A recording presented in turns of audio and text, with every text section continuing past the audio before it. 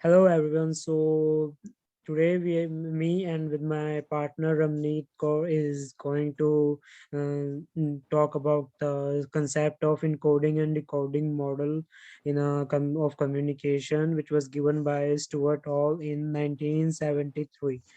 So in 1973, Stuart Hall gives encoding and decoding model of communication, which was first developed by cultural studies scholar Stuart Hall in 1973. So in this model, he Stuart Hall defines encoding and decoding model as the level of connotations of the visual sign of its contextual reference and positioning in different discursive fields of meaning and association is the point where already coded science intersect with deep semantic codes of culture and take an additional more active ideological dimensions, which he stated in 1980. So, in detail, like what he was actually means by defining this term was was that um, the Hall proved that audience members can play an active role in the proposed in the communication, where this model is a theoretical approach of how media messages are produced and how it is disseminated and interpreted by the others. So, in simple terms, encoding decoding is the translation of a message that is easily understandable by audience, and when you decode a message you extract the meaning of the message in ways that make sense to you. And decoding has both verbal and non-verbal forms of communication. So in decoding behavior without using words means observing a body language and its associated emotions. For example, some body language signs for when someone is upset, when someone is angry, or when someone is happy, or maybe the people is in stress. So by using these excessive hand arm movements, red in the face, crying, shouting, and even sometimes his silence, and sometimes when someone is trying to get a message across to someone, the message can be interpreted differently from the person to person. Decoding is all about the understanding of what someone already knows based on the information given through the message being received, whether there is a large audience or exchanging a message to one person. Decoding is the process of obtaining, observing, understanding, and sometimes using the information that was given throughout a verbal or non-verbal message. For examples, like since advertisement can have multiple layers of meaning, they can be decoded in various ways and can mean something to different peoples. Like some people will um, understand the advertisement in his own way, and as the other person will understand that advertisement in his own ways. So in this picture, this is a simple figure of how a communication model works. So one person is encoding the message, means he is the sender of the message, and the message is passed through a message channel, and the other person who is receiver decodes his message through his ideologies, and the sometimes noise hinders this process. So moving forward, um, the professional codes such as technical competence and high budget values are used in a professional television encoding and decoding process. So technical competence is basically means a skill which helps the journalist to convey his message, or the skill that how a journalist or reporter is able to give the message so the other person easily understood. So now moving forward,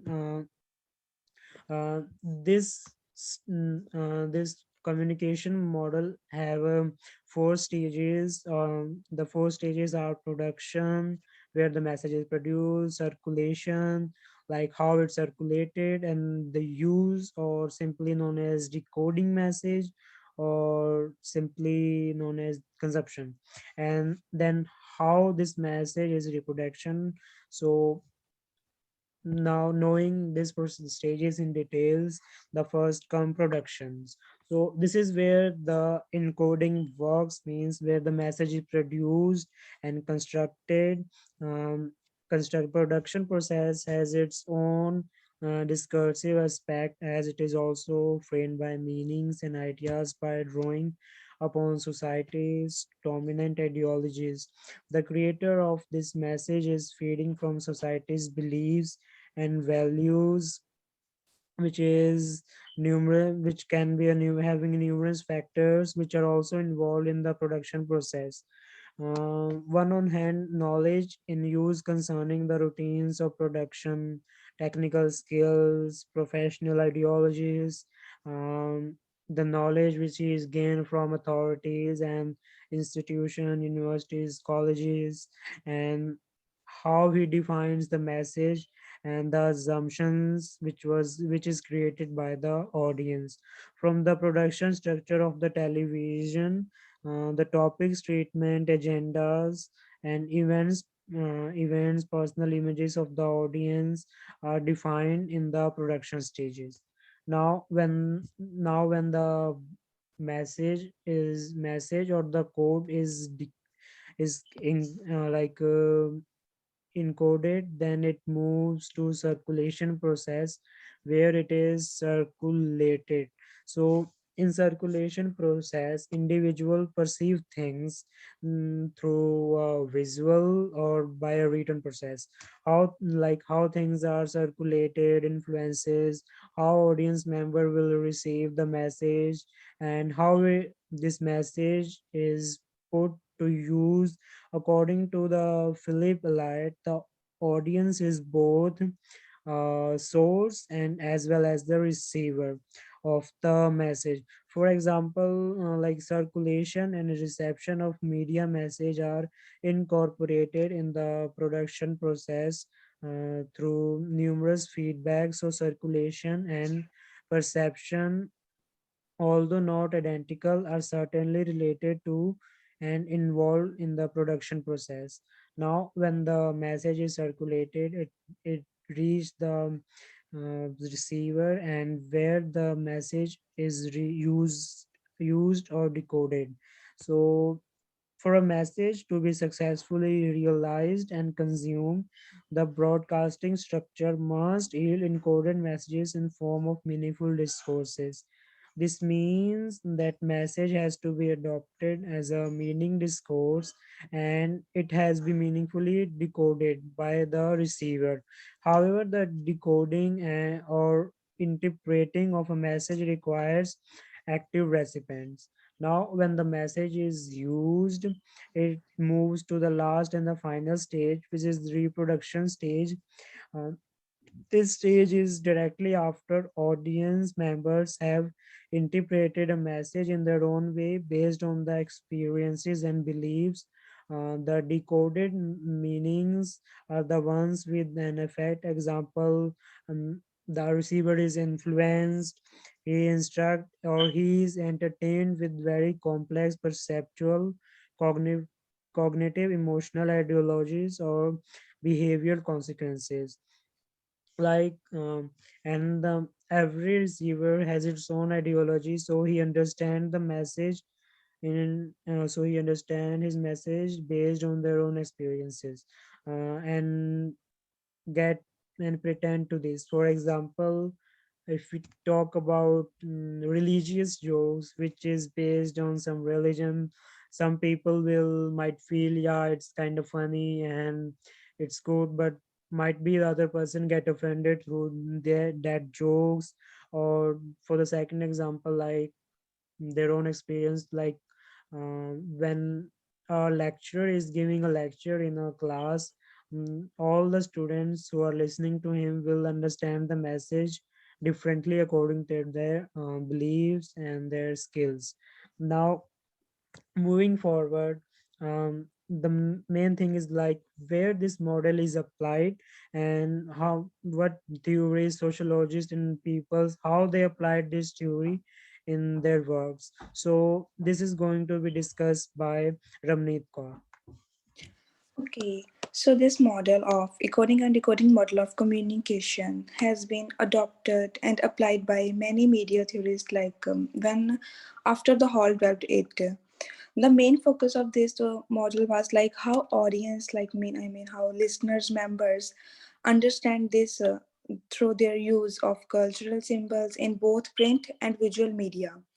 Like there are many theorists like such as Dick Hebday, David Morley, and Janice Drevne, which is heavily influenced by Hall. After the encoding and decoding model of communication, and they started applied this his theory to develop their own models. First of all, start with Hebday. He was a British cultural and critical scholar of Birmingham School of Cultural Studies, which is under the who studied under the Hall. Like his the main book was main book subculture, like the meaning of style, in which he argues that younger generations are challenging dominant ideologies, but developing distinct styles and practices that manifest their separate identity and subversions. His main exploration of the punk subculture outlines the potential causes and influences of the punk movement, especially for the youth.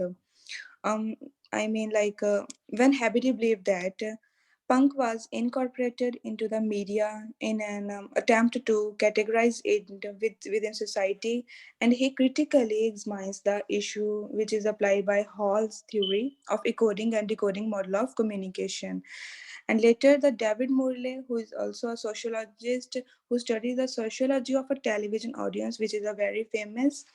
And he also came on TV on BBC, like the Nation. But he also took participant in the nationwide project in the late 1970s, and it reported that the national news from London and the major events of that day was broadcast throughout whole the United Kingdom. He applied the same whole theory, encoding and decoding model of communication to to research their to win their audience to win their audience heart. And this study mainly focused on the ways these programs address the audience member and the ideologist themes which is they presented. He wanted to see how they would react to certain clips of the program, which was based on Hall's three decoding methods, which is dominant, negated, and optimism. At last, Janice Radway, who was an American literacy and cultural studies scholar, also conducted a study on women in terms of romance reading. In her book, Reading the Romance, Women, Particularly and Popular Literature, Radway studied a group of Midwestern women that were fans of romance novels. She argued that this culture activity functioned as personal time for women that didn't typically have any personal time to themselves. Now, if there are many people who criticize their theories in many ways, which is further linearity. One of the main criticism of the encode and decode model of communication is that it is typically presented as a linear, which is one-way process. It's just a clear-cut start and a finish to the communication process in which the roles of encoder and the receiver are clearly mentioned. But in reality, these roles are continually alternate. In an effort to rectify this deficiency, Osgood and Sekerma extended the model of emphasize the circular nature of human communication in which the main role of source and receiver interchange, which is also given in figure. Like in other the other limitation of this is intention. Well, this model of this model it fundamentally affects the communicative change. For if my intention is purely transactional, that means it is specially my goal oriented and I am solely interested in the business of achieving my goal. This will unavoidably affect the attraction. Similarly, if I took example, if my intention is a social solidarity, that means demonstrating affiliation and social intimacy with the receiver, then my messages will likely be interpreted in a different way. The other limitation is making meaning. In this extended model additionally emphasize the need to interrupt a message. For example, communication is not just a matter of decoding and incoming signals, but also of interrupting this message carried by a sound wave. Well, this is an active process in which the current receiver seeks to make sense of the message. In this regard of encode and decode model of communication, which is unsatisfactory as it does not deal adequately with the processes of processing of a meaning. And the in other limitation which is relationship between sender and receiver. In this days talk amongst peers may be considered to be a sender and receiver who have equal rights to speak, which means they enjoy a symmetric power relationship. Not all power relationship are symmetric. For example, as your line manager, I may indicate that I may willing for you to explicitly criticise my ideas. Nevertheless, you may be guided in your criticisms because you are mistrustful. After all, I have the power to hire and fire any person. According to me, such asymmetric power relationship will likely lead to different interruptions of messages than those arising in symmetric power relationship. As this is from our side, and if you want to go through deeply in study, you can go through these references, which is like one general, and this is from our side. Thank you.